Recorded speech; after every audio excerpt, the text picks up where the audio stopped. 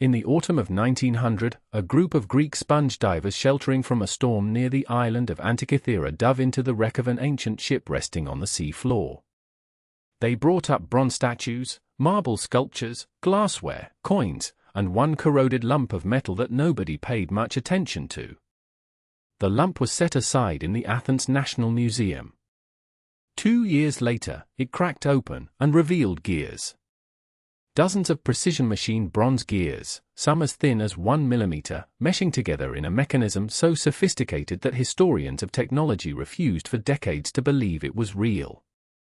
The Antikythera Mechanism is a hand-cranked astronomical computer, built around 60 BC, that could predict solar and lunar eclipses, track the movements of 5 planets, calculate the dates of the Olympic Games, and model the motions of the known universe with an accuracy that no comparable device would achieve for another 1400 years.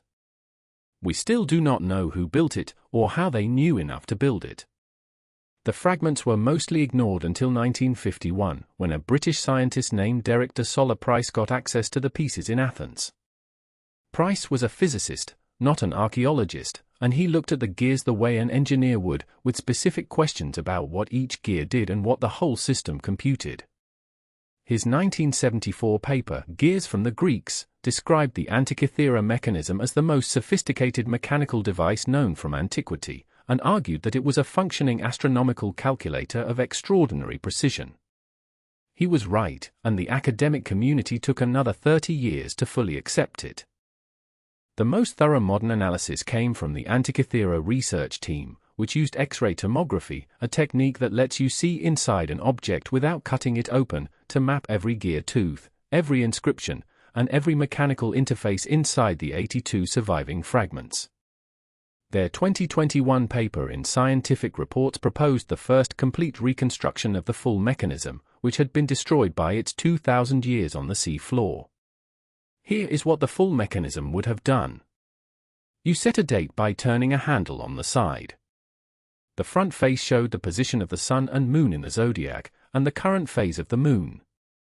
A 5-spoke ring tracked the 4-year Olympiad cycle, marking which of the 4 Pan-Hellenic Games, Olympic, Pythian, Isthmian, or Nemean, was coming up.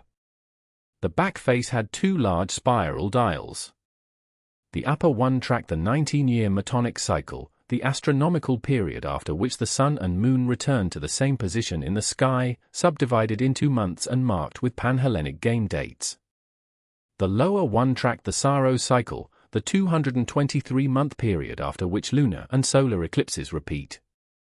On the Saros dial, next to each eclipse prediction, a small inscription indicated the type of eclipse, solar or lunar, and its expected magnitude.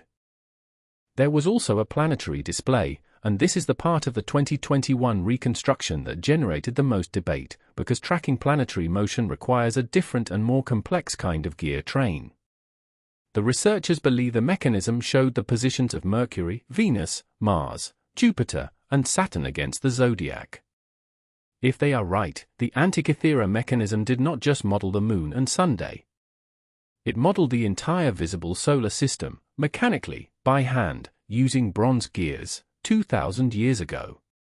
Here is the number that matters, 1,400 years.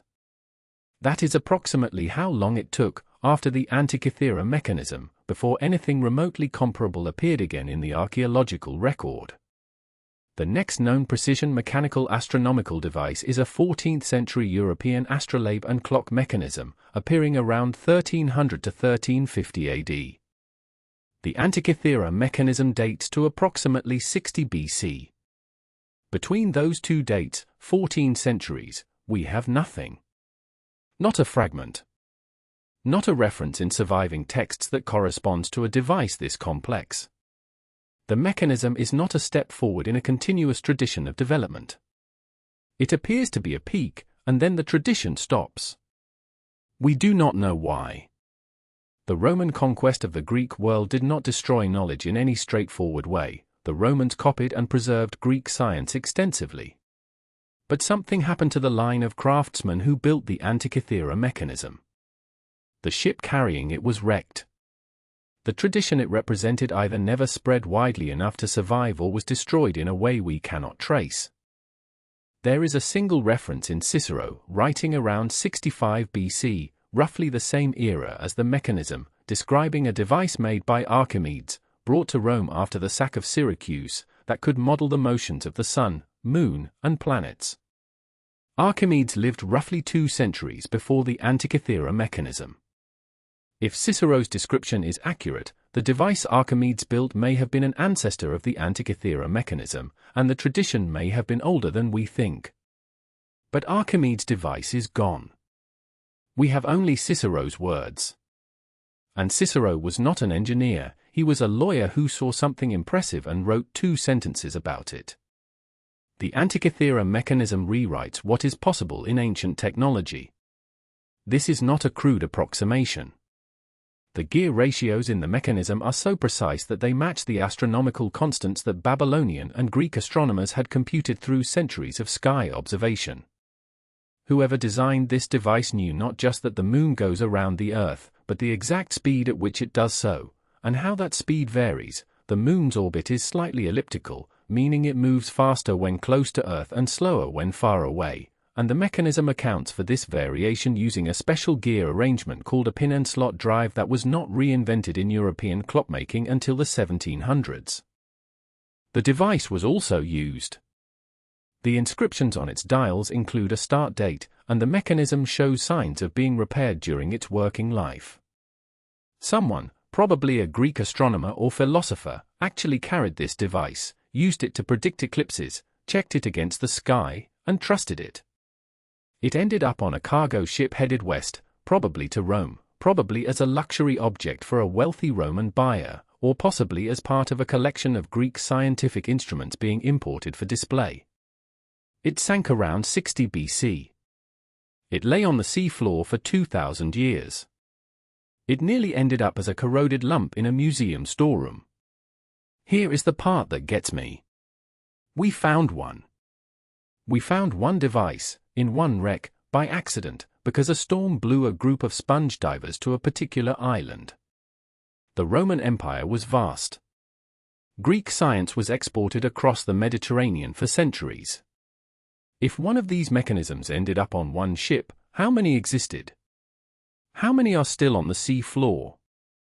How many were melted down for their bronze? The Antikythera mechanism may not be an anomaly.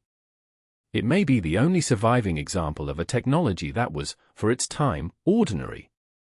That is the story of the 2,000-year-old computer. If discoveries that rewrite what we thought we knew about the past are the reason you are still on YouTube, subscribe to Chamedia. New story every week.